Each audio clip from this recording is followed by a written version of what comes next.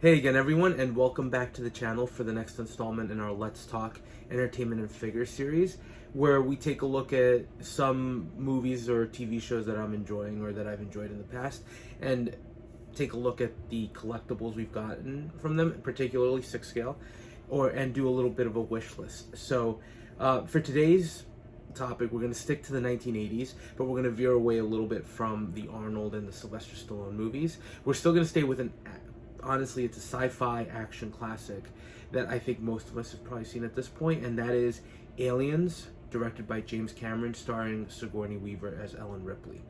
I'll preface this, we're going to go into spoilers a little bit, and if you haven't watched Aliens or the Ridley Scott original Alien, I would highly recommend that you go do that as soon as possible, because these are awesome movies, and they're definitely, the term iconic gets thrown around a lot, but I think that this series of movies, at least the first one and the second one, are iconic movies in the sci-fi, even action genre, although the first one is more sci-fi horror. But Aliens, directed by James Cameron, who of course we all know from the likes of the Terminator series, at least Terminator 1, Terminator 2, The Abyss, recently the Avatar movies. He did True Lies, which is an awesome kind of comedy spy movie, which is a little atypical for him, but it's pretty good. And of course, Titanic, which is another one that's veers off a little bit from his sci-fi kind of mastery. But this movie was one of the first that I think cemented him as really a pioneer as an awesome director too. That I think he's definitely in the ranks of those excellent directors like Steven Spielberg and the like. And yeah, he's had box office success, but this was kind of an interesting movie in the sense that he had to follow up on an awesome original concept movie by Ridley Scott, that really doing a sequel that either meets your expectations or exceeds them is always a challenge, and he did that amazingly well, right? And one of the things he did is he kind of changed the tone a little bit. If you go back and watch that original Alien movie, even from the opening sequence when the message comes into the computer and we start seeing kind of the Nostromo, or at least the full ship start to come to life, and we start kind of panning through the corridors, it's very claustrophobic. The tone is just, even watching it today, it just feels a little unsettling. So it's very much a horror movie. And there we have a single alien creature that decimates the crew.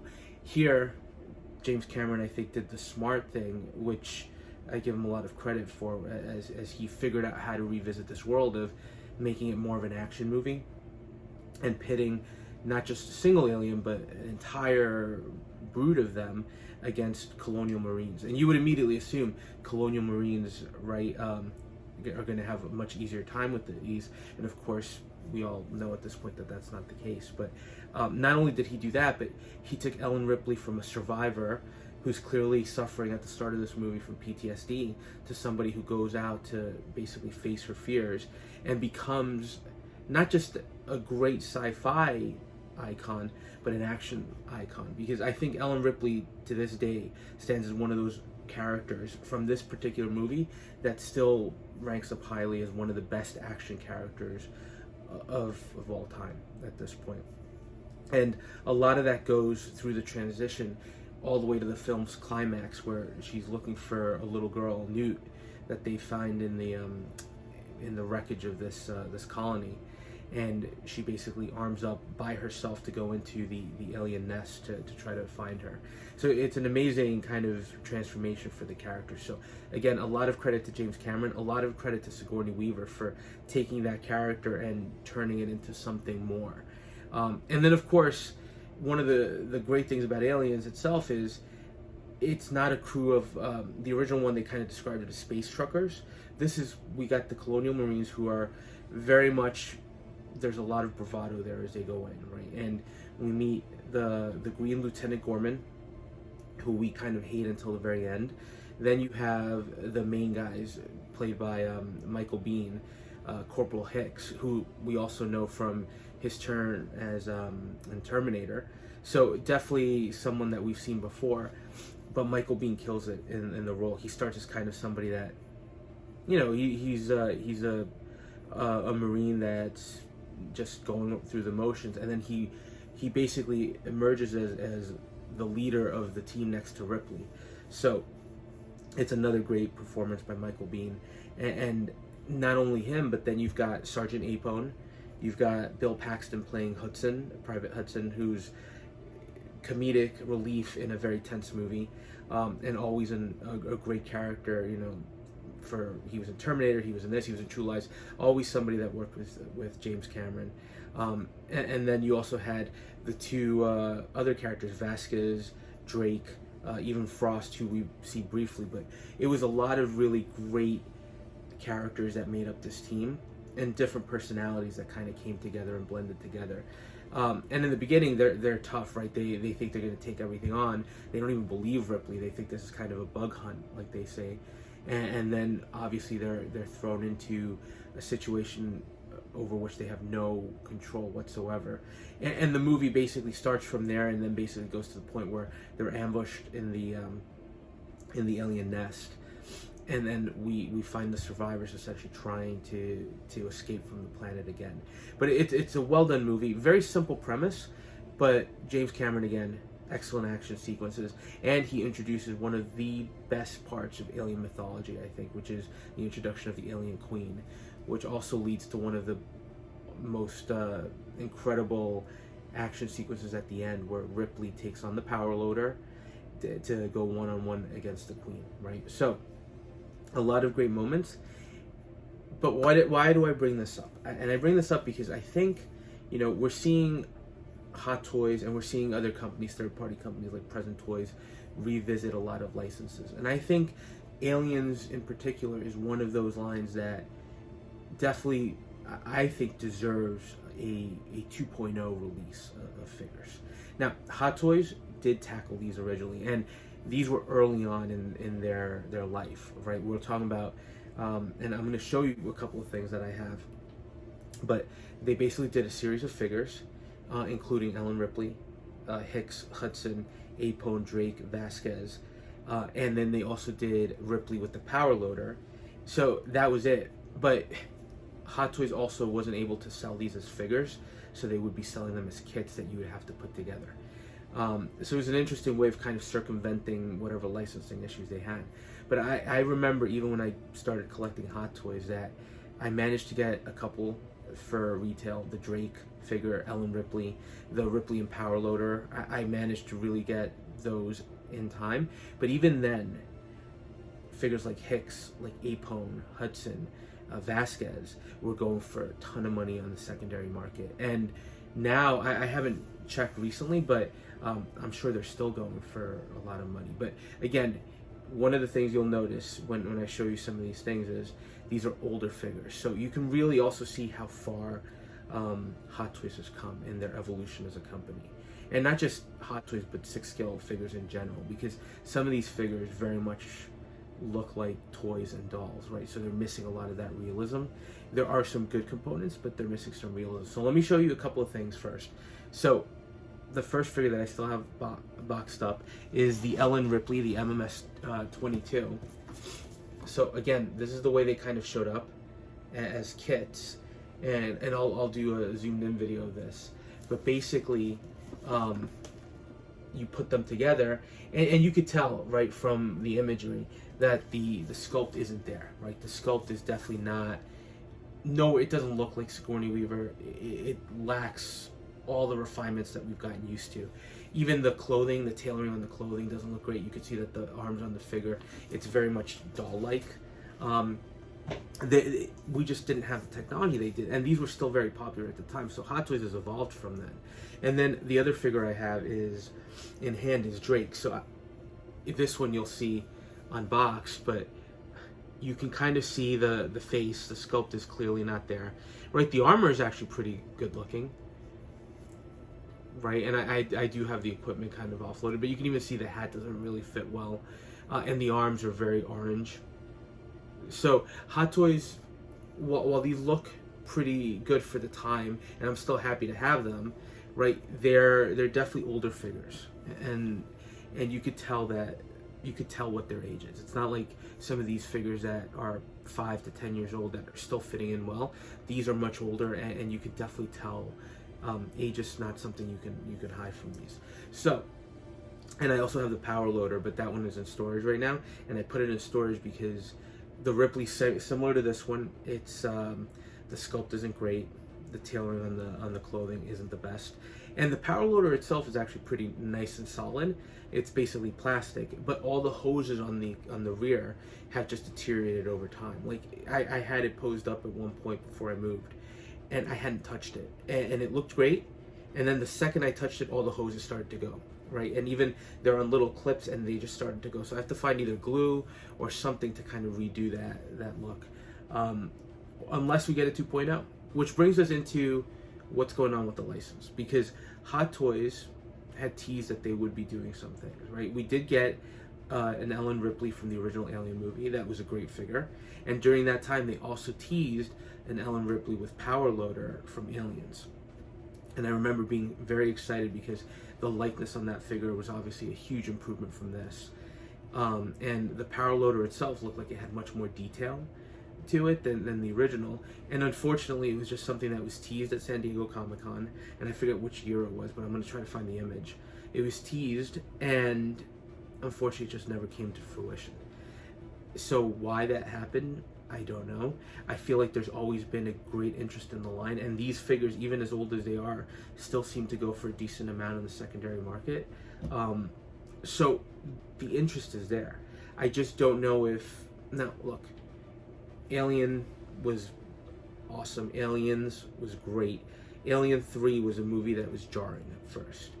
And I think a lot of people were turned off because they felt like Alien 3 threw everything that we loved from Aliens into the garbage and basically made that movie useless.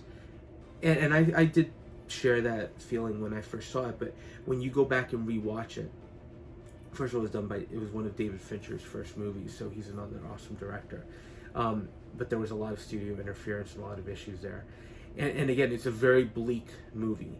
Although going back to watch it, I can appreciate what he was trying to do, and I can appreciate sort of the ending that had for the series. But it was definitely a downer ending at that point.